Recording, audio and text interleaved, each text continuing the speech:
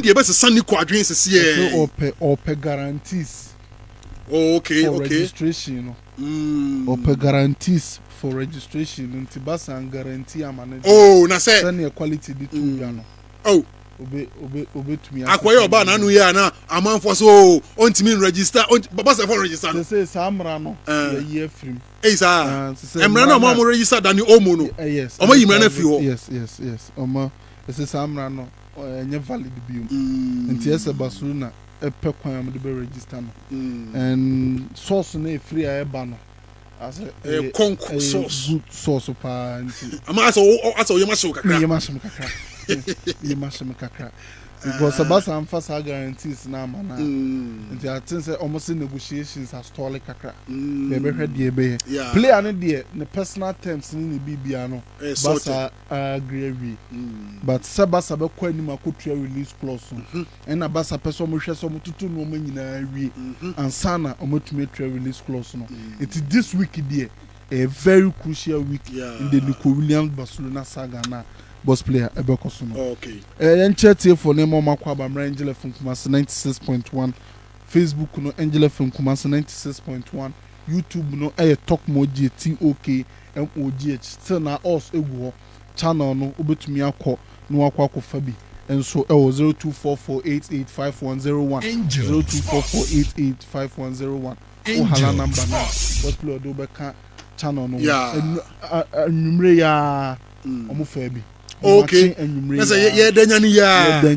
Man for cash D. Man for cash won't. Okay. But to me a hala number no na 0244885101. Yes. Good. Number no. Angels. No YouTube near Talk Moji TOK MOGH. Boss player club World Cup no. Into aso ni mu an ye wo no. And I think say we can see wo pe club omo fans ani J pa dia Chelsea Football Club. Oma qualify for the quarterfinals of the Club World Cup. And omu two prime targets be an omo pe at the reinforce oma attack no masenya. Me person Chelsea for a deal in the transfer window. Firstly, omo identify omo targets. Omo identify targets ni we are na swiftly omo kofa player no. Omo ntwentwen so kora.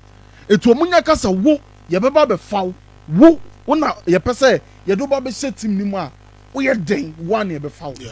It was a Jimmy by no Jittins de no. No mo pese come no Club World Cup no. But negotiations no stall because Ghana na Dortmund for pe no. Na omo pese ombe pese omo teso kakra. But sie mu no Club World Cup ni enko ba bia Chelsea for to me we player 55 million. It means no money a break. Money a break player no because left wing one person reinforce that position. João Pedro, let us say Newcastle so need nkomo.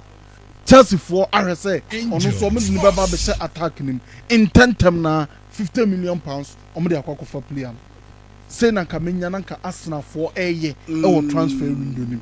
Na tesa nkrofo ka say Chelsea for Manchester City for academy players, Chelsea for Brighton for players.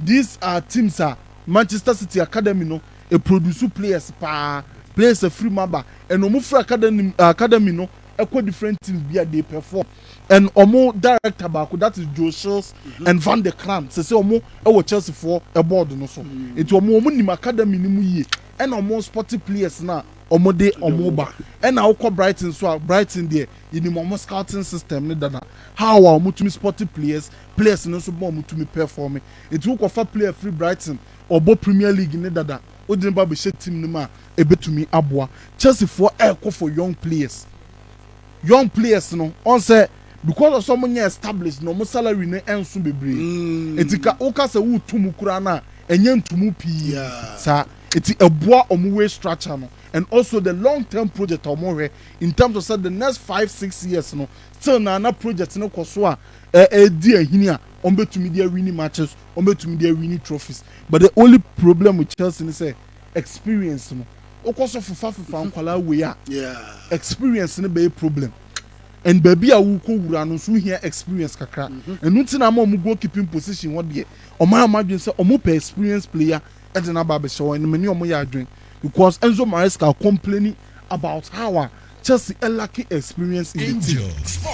Thiago Silva kɔɛ no backline no mu ni that leader ni bi wɔ hɔ a obetumi command the players no obetumi akyerɛ players no deɛ ɛsɔ mo yɛ nti ati sɛ in that regard no Chelsea tɔ young players are more exceptional quality ɔmo ceiling no wɔ soro in terms of say ɔmo piki ɔmo betumi asa gyina so akyɛ but the experience of the team no ɛhɔn so ɛsɛ team no etumi hwɛ na ɔmo tumi pɛ 1 or 2 players bi ba ebetumi aboa ama nkwala no etumi abobo ni yi ba Chelsea for ball no mbotia Benfica na controversies bebree that game bobo agrade dwa nti ese jai ball no bo agrade dwa bia ye be suspend the ball no for 30 minutes more nti ewiase no game na ye ball no Saturday no ye de ko wie Sunday ama Enzo Maresca bekeka ho nsem bebree say USA ho no enye ba bia ese tumi host tournament and boss player what they mean na adwen imagine say World Cup final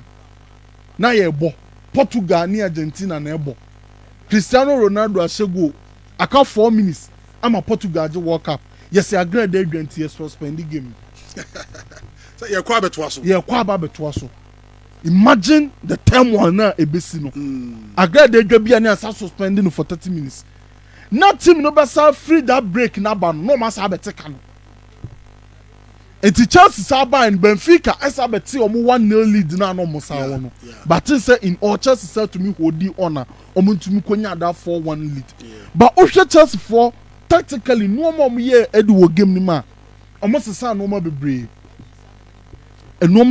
Chelsea sesa no preview no me catch us Chelsea any Flamingo omo struggle some be break it down Flamingo block no it's against Benfica so also defending in a 4-4-2 5-3-2 sometimes even in a back system no as Chelsea finding ways to break it down block no and Chelsea for it to be finding ways to break it down block no adia Enzo Maresca yedma Chelsea ni say or person Chelsea unpredictable it's when Chelsea baba bobo na on to me predict sane Chelsea for be to me ahye o attacking structure no it's sometimes you see Chelsea using a 3-3-4 sometimes you see Chelsea using a 4-3-3 like we used to against Crystal Palace at Selhurst Park. Sometimes you see Chelsea using their base structure that is the 3-2-5. 3-2-5 in the Conference League final me catch will say patterns no enya fixed. It depends on the opponent on bekwa kwesi omo. It will try 3-2-5 way na Reece James aka backline him. Cucurella mom push high. And na Kopama mostly in the right half space no. Onu momba the left half space. Etusha image na ene the Facebook no. Cucurella as the wide player. Kopama in the left half space. Reece James akaba backline him. And na Enzo mom our right half space. On seka mostly. Kaba hu se Kopama mom jina right. Yes. Na Enzo jina left. Na Cucurella mom akaba backline man na wa invert. Na Winger mom abiem. But was sano. Yeah. Unpredictability ni bi no ontumi predicting the senior obeshe players no all structure ni and e be depend system no the entina Reece James eka backline him baby Reece James dan shot drop na da or you good in transitions or you good in carrying the ball et mama man in backline said the be as a ball ni kamwa Reece James not to deal in the transitions but right hand side wo di Maria na da ho ni fie ni kwa animu na ho ade no from in terms of so to America yes etimatumi ama Cucurella mum akọ bananim so Cucurella bananim a onu no mom no ehse di Maria cross be tracking back because onu Kopama and a bosso so Kopama and Cucurella na bosso a full back you have to watch Kopama because Kopama gina na Cucurella gina Kopama mum no ni be kono so it is when you Kopama so you are creating space for Cucurella di Maria you have to track Cucurella that is the rationale behind it. The Lavia Caicedo base, they are going to play a team. The transition ability was through it in terms of the duels, in terms of the counter pressing. Omunya players are Omahuwa didn't walk and Caicedo ni Lavia be masadian. It you send your session players no. It depending on the opponent no be no. Okay, Conference League Nibia.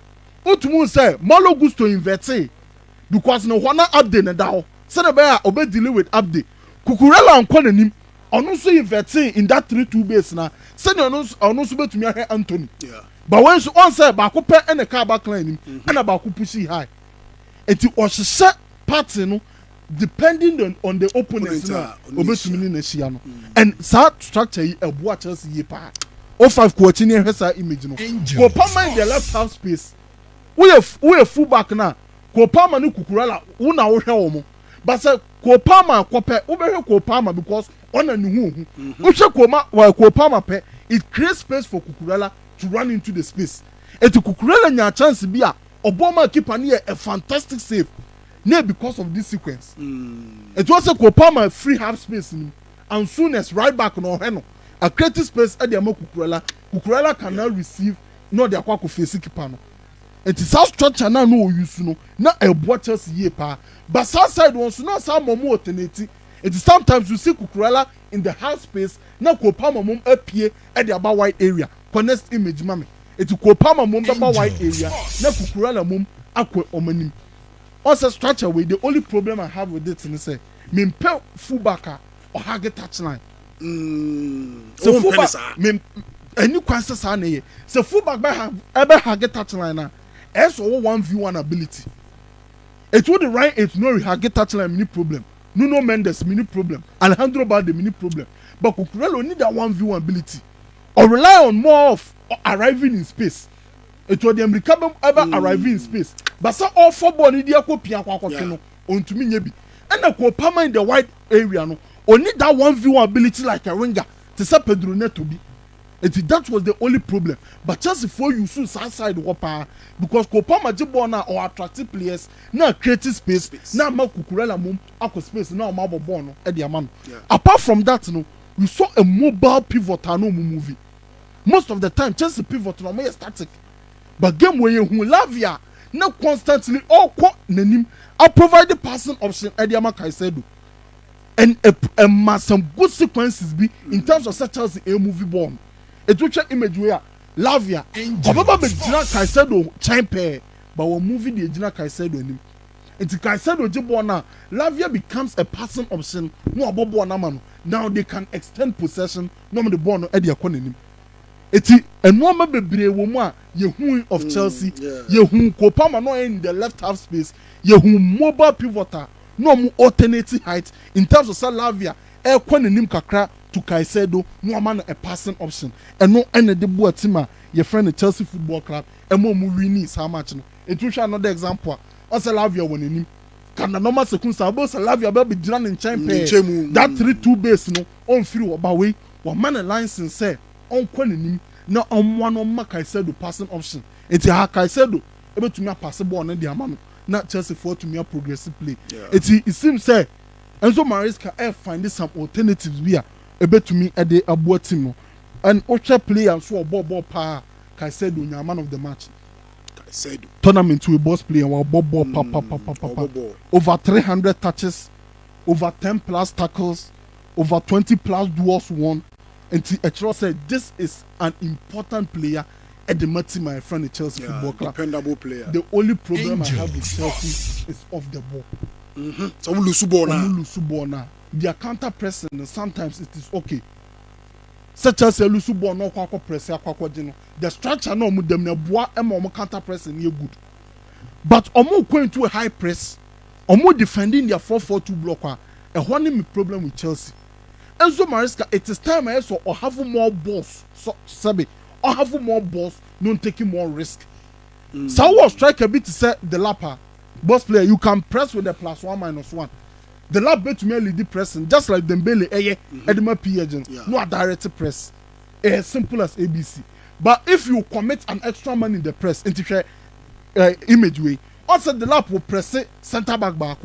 And I will say, a brother from Ko Palmer also press another center back. Full back in the free no. And in this instance, one has a cover full back no. It is a winger press center back there. Full back and a young full back and they jump on the full back. And answer met for them free no be jumping on the full back. It is as simple as ABC. Either you go with the +1 -1 because you have the lap. Obey to me lead the press, obey to me direct press. But if you commit an extra man there, and then now go full pack man to man. It is a image 05 kwani mami. Ubon say Trubin oba bounce ball is simple no their bread and soonest. Oma bypass press no. Simple as ABC. My BT press no. nipa me de red nato no so that is Cucurella ona Caicedo jump eba nsu ne so hwesoro Pedro Neto winga na ono Caicedo ko obo no no so press fullback hweba bi a yedina duru eti a Chelsea once sasa no or improve boys in intensity of the ball and one aka with Chelsea means off the ball positioning off the ball no challenge one the problem no the intensity no from senya Caicedo no be provided that physical floor na e from a one I think say Chelsea needs to improve but on the ball you good and Chelsea so who counter attack pa even with the ball they are able to create artificial transitions without the ball so to me ball start transitions you know and I think say maybe they so far so good the player of the tournament I think say become Michael Olise yes wabo but it is Pedro Neto from first game to Saturday no boss player game be and the performance you know. Good why consistent and obo team my friend Chelsea yam bo Chelsea for abaso for say omatumi qualify to the next stage they hear some better us because boss player more powerful no na ye Chelsea any Palmeiras na bebo Chelsea we no to me qualifier ne side one Inter Milan Fluminense Manchester City Hilal it Chelsea me na nika krea bia boss player tin say obetumi dey through the finals akwakoje na Inter Miami ni PSG dey ye nyina ni nim dey besi empire na ye bebo ade rade asese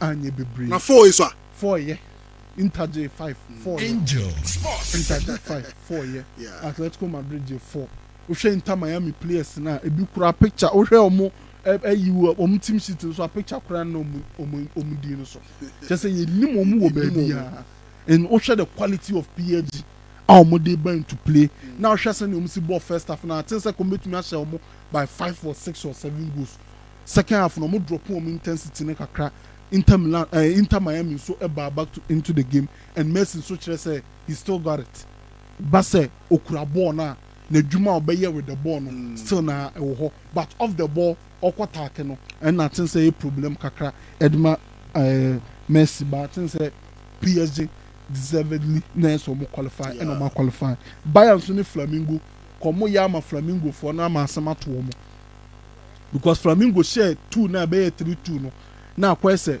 Flamengo betumi aba betika no but say Bayern nso etumi hold you on omutumi a qualified to the next stage o hwe side one na Perry ni nyina ho na edin because say PSG ne Bayern na ekobo the oba qualify no side Real Madrid ni Juve na ho and Dortmund ni Montreal et if say Real Madrid a qualified Dortmund qualifier omumienu no ombeba be share either PSG or Bayern Munich it was the outside head didn't change Chelsea for a side no it is outside that they think say e bia na winner no craft is outside one aba because of opposition na omo no any omo form na omo so ewom no I think say PSG deserve say on be qualify and also Bayern so e deserve say boss player on betumi a qualify if the club world cup ni there say sa enete Inter Milan so ni Fluminense I think say Inter Milan able to me qualify Manchester City ni Hilal match be a very tough match there but Man City form almost woman there